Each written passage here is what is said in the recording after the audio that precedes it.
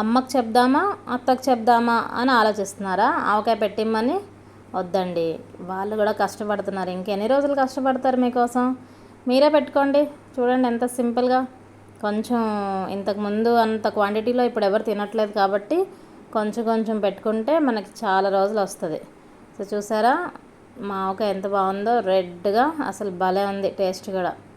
So ఈజీగా ఇంట్లోనే మనం పెట్టుకోవచ్చు, ఎవరి మీద డిపెండ్ అవ్వకుండా. వాళ్ళ మీద ఇంకెన్ని రోజులు డిపెండ్ అవుతారండి. సో చూసేద్దాం రండి ఎలా పెట్టుకుందామో.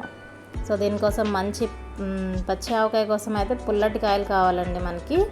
సో ఇది నేనైతే సువర్ణరేఖ తీసుకున్నాను. ఇలా పైన రెడ్ కలర్లో ఉండే కాయలు బాగుంటాయి పచ్చి ఆవకాయకి.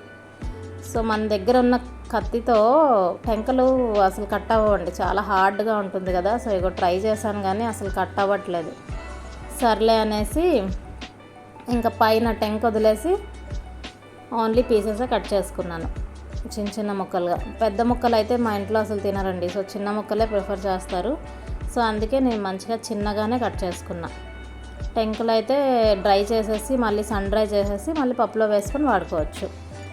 అయితే కొంతమంది ఏంటంటే టెంక ఉండాలి కంపల్సరీ అని అంటారు. అది ఎందుకంటారో తెలియదు కానీ సో నేనైతే ఇలానే ఎప్పుడు టెంక లేకుండానే కట్ చేసుకొని పెట్టేసుకుంటా. కొంచెం క్వాంటిటీయే కాబట్టి ఏం కాదు, బాగానే ఉంటుంది అసలు.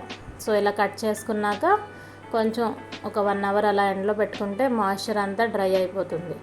దాంతోపాటు ఆవాలు మెంతులు కూడా కొంచెం ఎండలో పెట్టేసుకోవాలి. పెట్టుకున్నాక ఆ వేడి మీద మంచిగా మిక్సీ పట్టేసుకోవాలండి. ఆవాలు విడిగా మెంతులు విడిగా మెత్తగా కట్టుకోవాలి మిక్సీ. సో బరగ్గా ఉంటే మళ్ళీ మీకు ఆవకాయలో తగులుతూ ఉంటాయి ఆవాలు. సో మెత్తగా మిక్సీ కొట్టేసుకున్న తర్వాత మంచిగా ఆ వేడి మీదే మెంతులు తొందరగా నలగవు కానీ కొంచెం టైం పడుతుంది.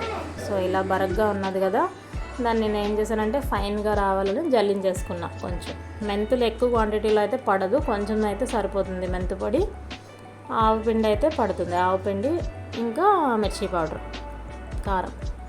సో ఇలా 1 అవర్ డ్రై అయిపోయినాక ఇంకా కలిపేసుకుందాం. సో ముందుగా అయితే ముక్కలు ఎన్ని వచ్చాయో కొలుచుకుంటున్నానండి.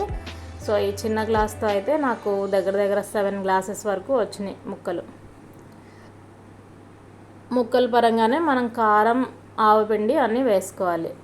అంచనాగా కూడా వేసుకోవచ్చు, నేనైతే అంచనాగానే వేసుకుంటాను, తెలిసిపోతుంది సరిపోయిందో సరిపోలేదండి. బట్ మీకు కొలత కావాలి కాబట్టి కొలతతో చూపిస్తున్నా.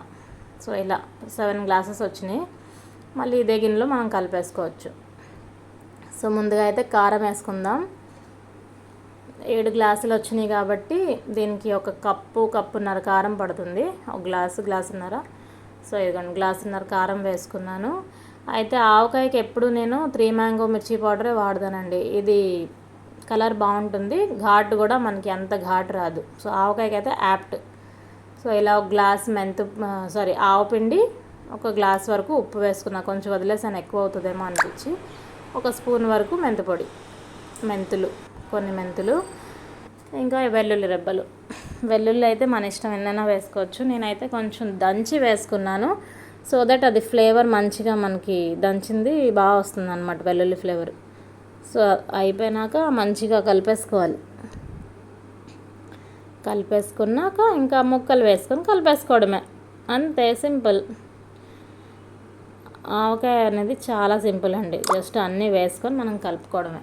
అది వేసే క్వాంటిటీయే మనకి మెయిన్. ఉప్పు సరిపోకపోతేనే ఆవకాయ మనకి పాడవుతుంది. సో ఉప్పు క్వాంటిటీ, కారం క్వాంటిటీ అనేది కరెక్ట్గా వేసుకుంటే మనకి ఆవకాయ ఎన్ని రోజులైనా బాగానే ఉంటుంది. సో దీనికి సరిపడా 1 గ్లాసు నేనైతే పల్లి నూనె వాడాను. ఆవకాయకి పల్లి నూనె కదండి, పల్లి నూనె బాగుంటుంది. సో 1 గ్లాసున్నర ఆయిల్ వేసాను. ఇది కలిపేసుకున్న కొంచెం ఊరిన తర్వాత ఆయిల్ అంతా మొత్తం ఫ్లోట్ అవుతుందండి పైన. సో ఇలా కలిపేసుకుంటే 1 గ్లాసున్నర నూనె సరిపోదేమో అనిపిస్తుంది కానీ కొంచెం ముక్కలు మగ్గాక కిందకి దిగిపోతాయి ముక్కలు, అప్పుడు నూనె అనేది తేలిపోతుంది అన్నమాట పైకి. సో ఇలా మంచిగా ప్రతి ముక్కకి మసాలా అంతా అంటుకునేటట్టు కలిపేసుకోవాలి. కలుపుకున్నాక ఇదిగోండి ఒక ప్లాస్టిక్ జాడీలో కానీ లేదంటే ఆవకాయ జాడీలు ఉంటాయి కదా అందులో కానీ, ఆవకాయ జాడీలు పగిలిపోతాయేమో అని భయపడి ప్లాస్టిక్ జాడీలో వేస్తున్నాను, పిల్లలు ఉన్నారు కదా. సో ప్లాస్టిక్ దాంట్లో వేసుకున్నాక ఏదైనా ఒక ఎయిర్ టైట్ కంటైనర్లోనే వేసుకోవాలి.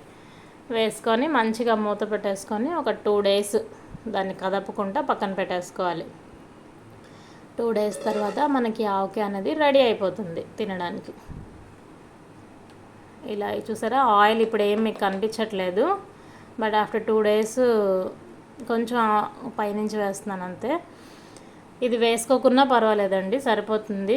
నేను వేసాను కానీ నాకైతే కొంచెం ఎక్కువ అయినట్టు అనిపించింది.